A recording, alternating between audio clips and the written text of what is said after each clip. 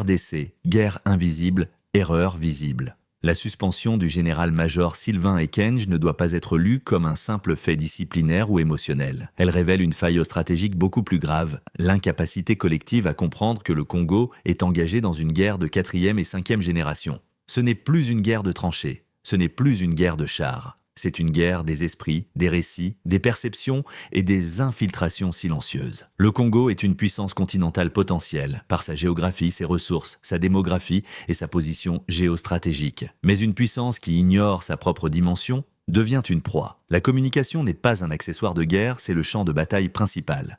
Quand j'ai parlé de communication stratégique en temps de guerre, beaucoup ont cru à un luxe intellectuel. Erreur fatale, dans la guerre moderne, la communication prépare le terrain avant les balles, elle affaiblit l'ennemi avant l'affrontement, elle divise avant l'infiltration, elle neutralise la résistance sans tirer un seul coup de feu. Celui qui contrôle la narration contrôle la mobilisation populaire. Celui qui contrôle la mobilisation contrôle la durée de la guerre. Celui qui contrôle la durée contrôle l'issue. Le soldat combat avec son arme, mais le peuple combat avec son esprit. Service secret, le cœur absent de l'État congolais, un État en guerre, sans service de renseignement puissant, autonome et silencieux, est un État aveugle. La RDC n'a pas besoin de services bruyants, politisés ou médiatisés. Elle a besoin de services, invisibles, déconnectés du spectacle, capables d'anticiper plutôt que de réagir, capables de frapper avant même que l'attaque ne prenne forme. Les véritables services secrets ne se justifient pas, ne se défendent pas publiquement, ne débattent pas sur les réseaux sociaux, existent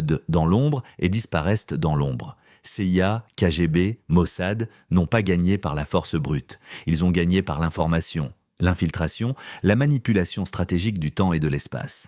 La distraction, l'arme la plus efficace contre le Congo. Le danger numéro 1 aujourd'hui pour la RDC, ce n'est pas seulement l'ennemi extérieur, c'est la distraction permanente du peuple, la réaction émotionnelle au lieu de la réflexion stratégique, la confusion entre indignation et lucidité. Un peuple distrait, débat de personnes au lieu de système, s'épuise dans des polémiques secondaires, perd la capacité de voir la manœuvre globale. Pendant que le Congolais discute, l'ennemi planifie. Pendant que l'élite parle, l'ennemi infiltre. Pendant que le pays s'indigne, la guerre avance. L'Occident est la maîtrise totale de la communication. L'Afrique n'a pas été conquise uniquement par les armes.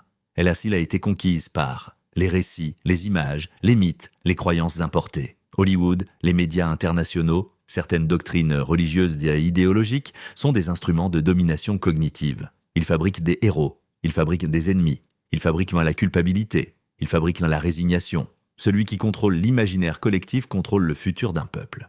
Une guerre sans maîtrise cognitive est une guerre perdue d'avance. La tristesse n'est pas dans la sanction d'un officier.